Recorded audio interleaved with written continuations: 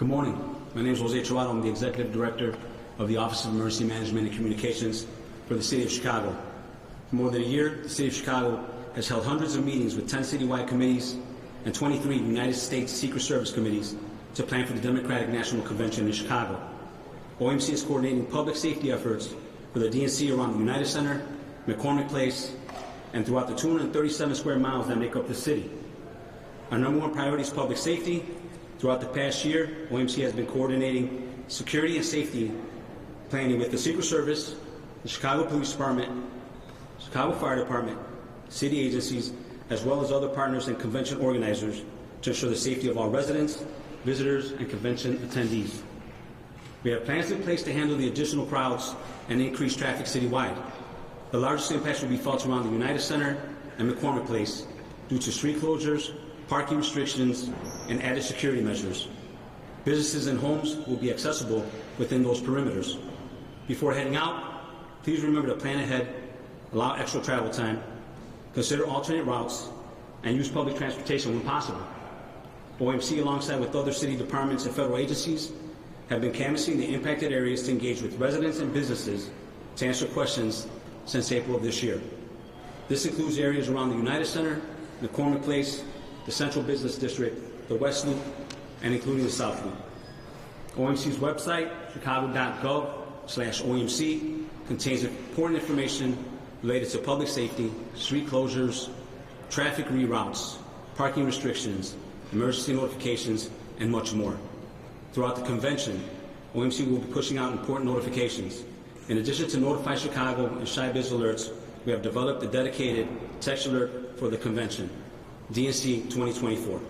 In order to opt in, you can text DNC to the following number, 226-787, and I'll repeat that, 226-787. The best way to receive all the information is to download the Chicago OMC app. I believe last time we were all together, I recommended that app highly, and I still recommend it highly.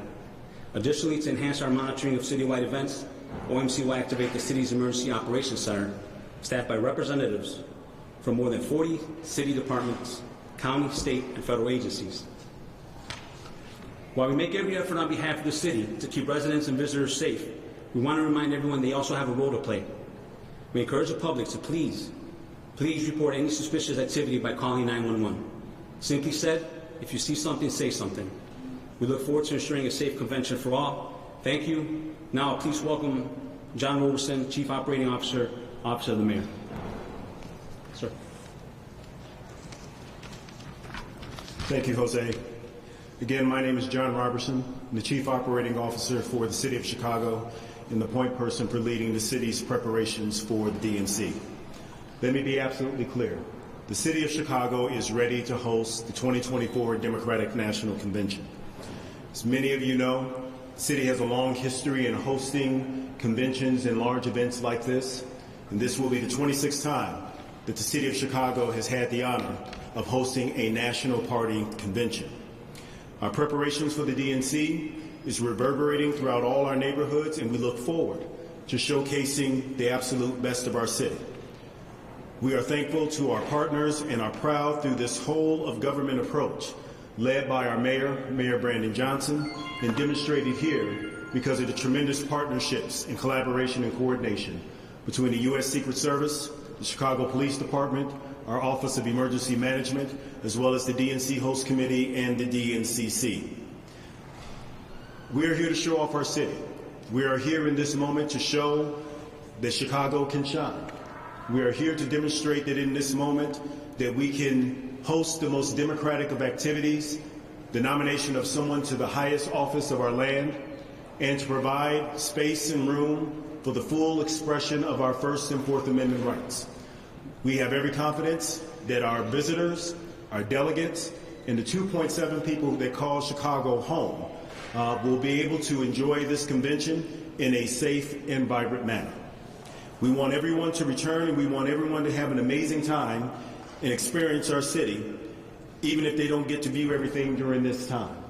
We want them to come back, because Chicago is the greatest city in the world. And at this time, I'm going to turn it over to our police superintendent, Superintendent Snelling.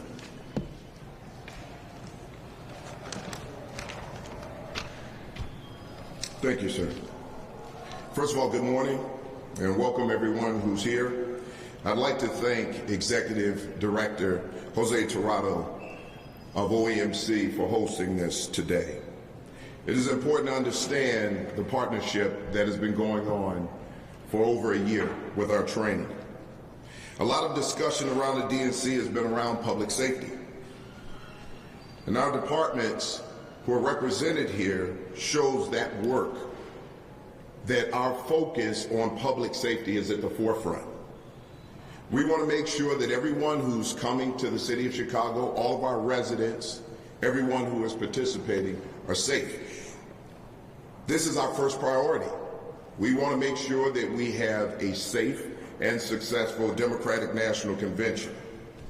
Oftentimes, it is forgotten that there was a Democratic Convention between 1968 and now. It was a success. The Chicago Police Department does a great job of working through events like this, and this will be no different. I want to reassure everyone that we will have resources in every single neighborhood. So that it's not forgotten that we have a city to protect. It's not just around the venues covering the Democratic National Convention. The Chicago Police Department will be in every single neighborhood protecting the neighborhoods. So we will not deplete resources from our neighborhoods to simply put in the area where the Democratic National Convention is being held. Our officers have been training for over a year. And Chicago Police Department, along with everyone who is going to be working with us, our federal, state, local partners, county, we're all working in collaboration to make sure that the city is safe and secure. Now with that, I'd like to turn it over to Secret Service Deputy Special Agent in charge, Derek Meyer.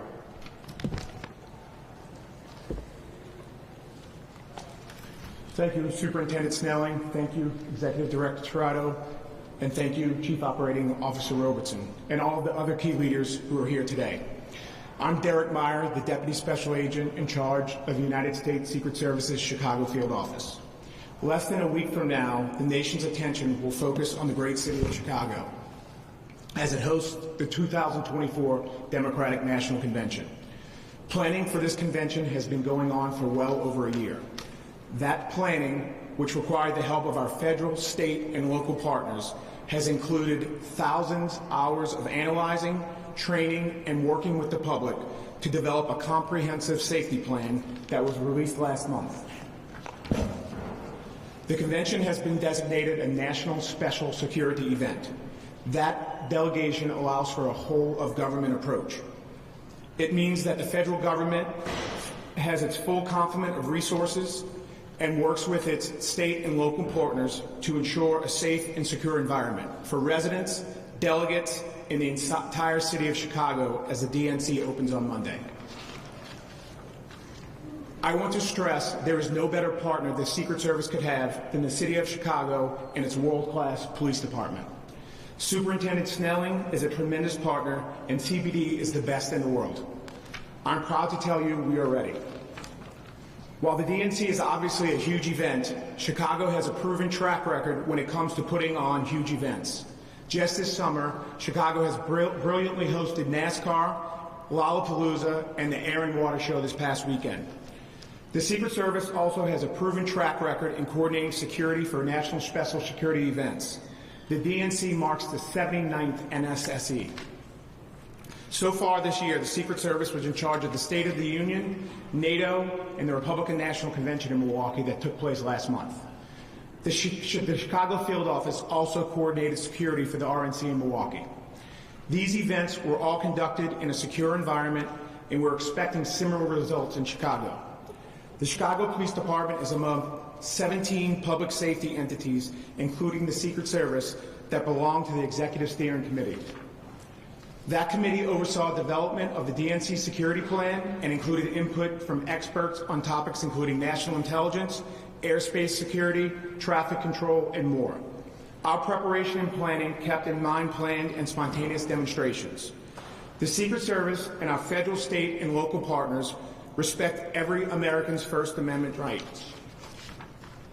Superintendent Snelling and the Chicago Police Department are well equipped to handle protests and keep everyone safe. During the DNC, we know that there will be some impacts on the community, especially when it comes to traffic and parking. But the Secret Service and its partners have done our best to minimize those disruptions by working with community members throughout layers of public outreach for over the last year. I'm confident that our plan will provide a safe and secure environment during the DNC. Again, I want to thank the City of Chicago, the Chicago Police Department, and our many other partners who are here today for all the work that's already been done, and especially the work that's going to come in the next week and a half. Thank you.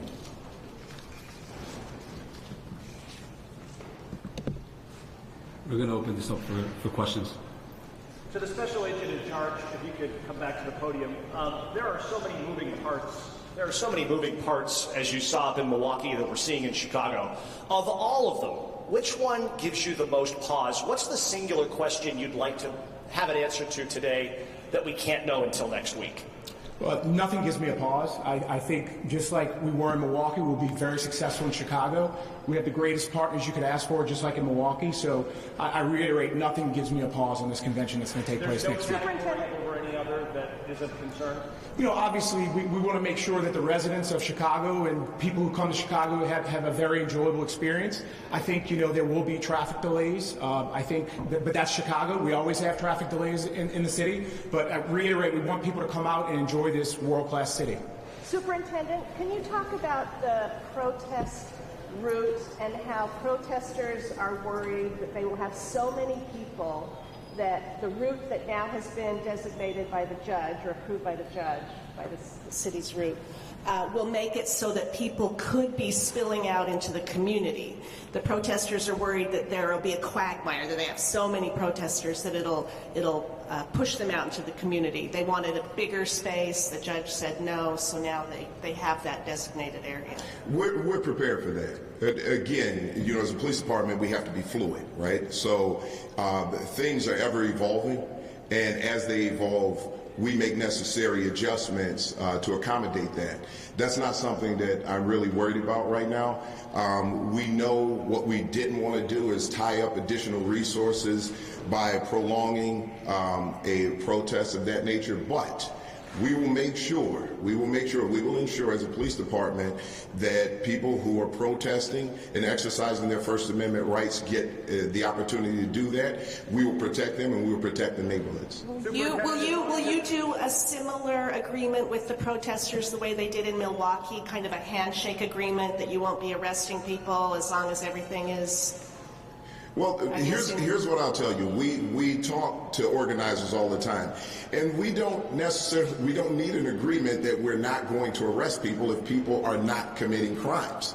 If everybody is doing exactly what's expected of them and they're exercising their First Amendment rights, this isn't an arrest situation. We want people to exercise their First Amendment rights. We will protect them while they're doing that, but we will not guarantee someone that we're not going to make arrests if they start to act violently or commit crimes. Are there going to be any special security considerations around Union Park and Park number 578? That seems to be where a lot of the organized protest activity is going to take place. There is always a focus on locations where we know we have a large number of people who can gather.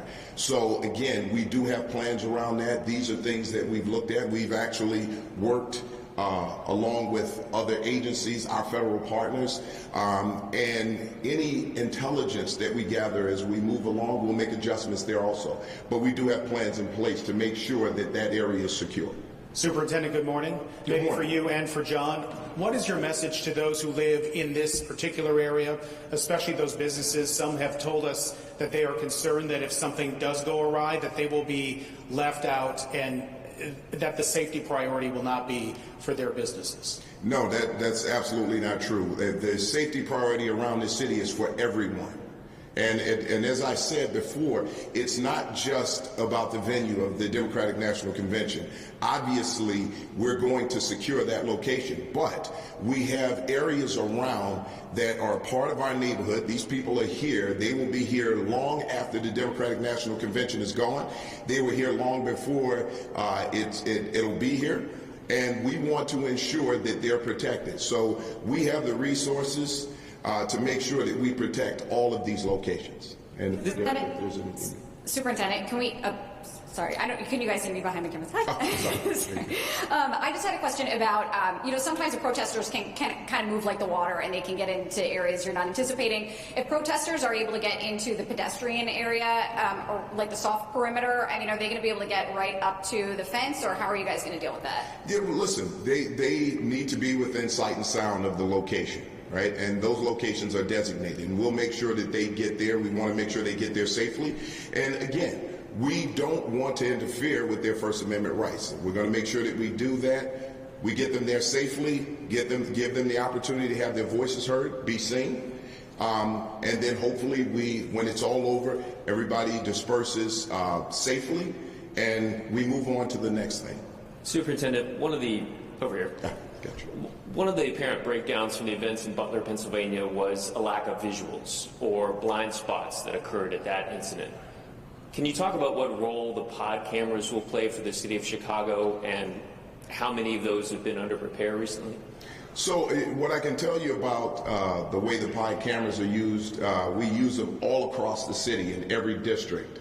So our ATC rooms, our area technology teams, along with our SDSC rooms in the district, we can look at every location, almost every location within the district where we know there's a possibility that something can come up. But what I can tell you is PSA is working on camera repairs and installations if necessary. So these installations have been going on for quite some time, and they continue to do that. Are there areas of under repair still, or areas of your concern? Well, that's across the city.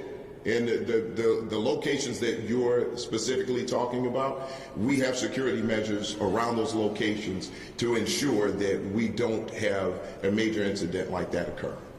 Superintendent, if I can follow up on that and just clarify, because you mentioned PSA, and I know it's kind of their bailiwick and not yours, but have you asked for, or has there been some coordination to put additional cameras up around the United Center to monitor areas where protesters may be going, or around the perimeter to help give you, eyes and ears, if you will, on locations that maybe you didn't have them before? Well, like I said, I'm not going to go into every little detail about what's going on around that location.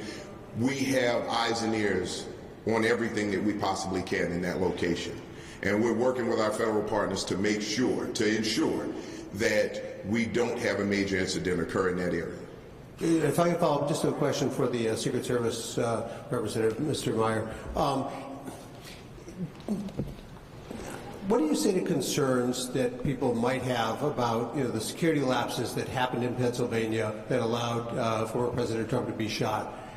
If people have questions about, is the Secret Service really ready and have everything covered? Were there lessons that were learned from that put you guys on a greater sense of making sure we have everything covered? We talk about that all the time. If you're not learning and trying to be innovative and creative in law enforcement, you're not doing your job. So obviously all of us in law enforcement are trying to get better every day. But as far as comparing Butler to a national special security event, you can't compare it. This is a whole of government approach. We've been planning for this convention for well over a year, so we can't compare the two. Did you make any adjustments? I wonder if you could talk a little bit about what you're doing in terms of keeping ear to the ground, monitoring social media, developing intelligence on anybody that might be coming to Chicago for the wrong reason. Well, we work closely with our federal partners, JTTF, and also the Bureau of Counterterrorism. Any intel that we get, we make adjustments. Any information that we think the public needs to know or something that we need to warn the public about, we will absolutely put that out there. Right now, we're doing the same thing. Anything that we see, we create plans around it for preventive measures, for one. right? A lot of times we'll hear threats or we'll see things. We look at the credibility of it, but obviously we take them all seriously. So when we see something that we think could be volatile, we get out in front of it and we make sure that we put preventive measures in place. That's it. Okay. Thank you. Thank you.